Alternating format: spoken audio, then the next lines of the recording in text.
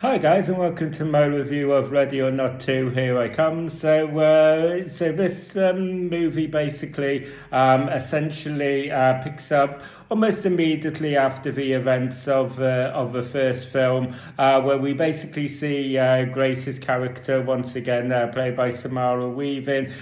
She's basically recuperated in hospital, where she basically finds out that she hasn't exactly survived the nightmare of the first film, and basically all that's happened is she's kind of like elevated to the next level, I guess, in this sort of game, if you like. And the reason why that all unfolds is basically because the family that her in-laws that had been hunting her down in the first film have it's basically revealed that they're just kind of like one piece in this big hierarchical council that controls the world. Now that family have been wiped out, there's a spare seat in this council that's been left open.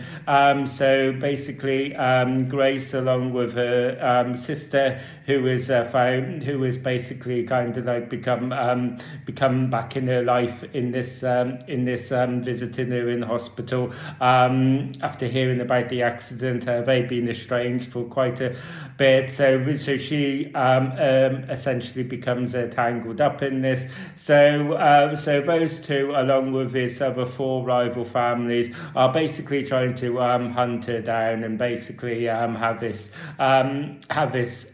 basically hunting party to occupy that final seat.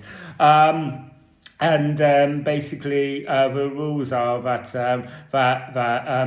whichever rival family manages to kill Grace and Faith, they will then occupy this seat that's been left open from the family that we saw in the first film. So yeah, basically, on the whole, guys, and to basically essentially set the scene, to kind of give you that little bit of a frame of reference on where I stand with this sort of developing franchise. I saw the first film. I was really a big fan of that first film. I thought that it was it was quite that it felt quite fresh. I really appreciated the real kind of tongue-in-cheek satire about it. And I just yeah, I thought it was really good fun. The cast along with it was a lot of fun, and that's essentially what we have here as well. We basically have kind of like more of the same. The cast is still fun. The plot doesn't really deviate too much away from that original film. We get a lot more of an expansion on the lore and the devil cult that these families essentially are all a part of. We get much more of that, and basically we have Elijah Wood's character, who is basically acting as kind of like a legal representative of all of these families. And he's essentially just there to basically just essentially inform these characters and the audience of the rules here. And yeah, so yeah, on the whole, guys, yeah, I like this movie.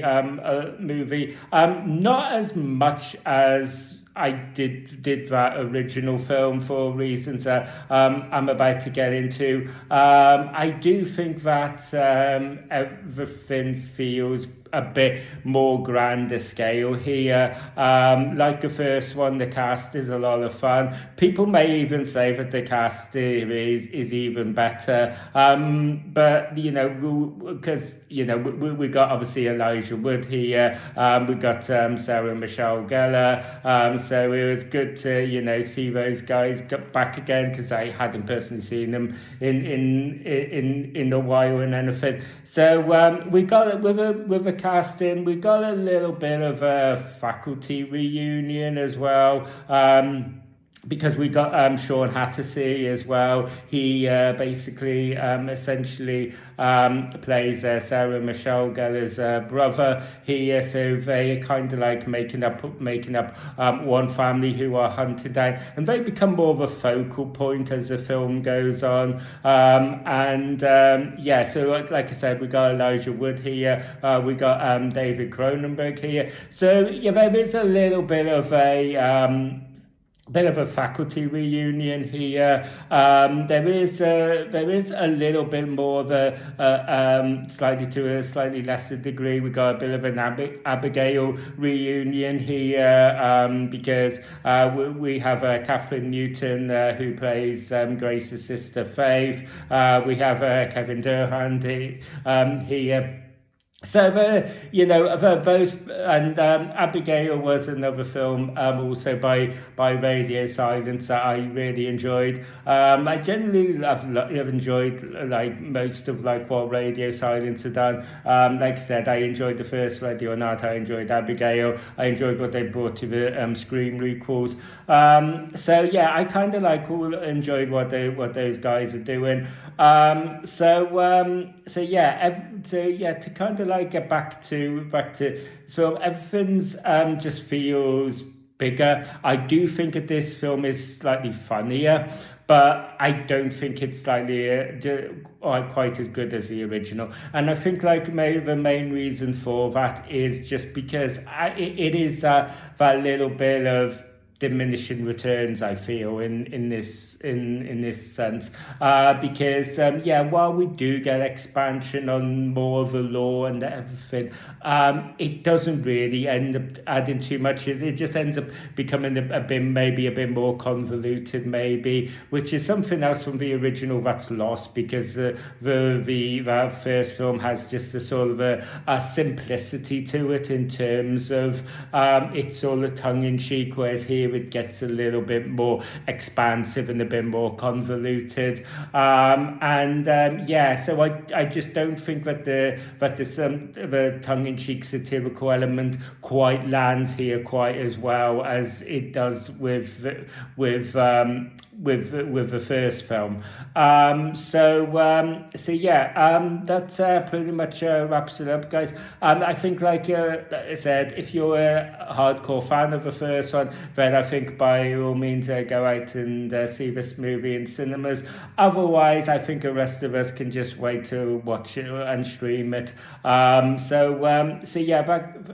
pretty much concludes my review, guys. So thank you guys for taking the time to watch this review. If you enjoyed this review and you want to see more, don't forget to ring that bell for notifications. Don't forget to like and subscribe. Please feel free to let me know down in the comment section if you've seen Ready or Not 2 yet, and if so, what were your thoughts on it? Please try to keep it as spoiler free as possible. Let me know about our frame of reference. Have you seen the first one? What did you think of the first one? And if you haven't, then if you haven't seen Ready or Not 2 yet, are you planning on going to? I guess because you're watching this review, I guess you are. So let me know what your excitement level is if you haven't got around to it yet. And all that fun stuff, let me know down in the comment section. And as always, I will see you guys on the next video. You guys take care.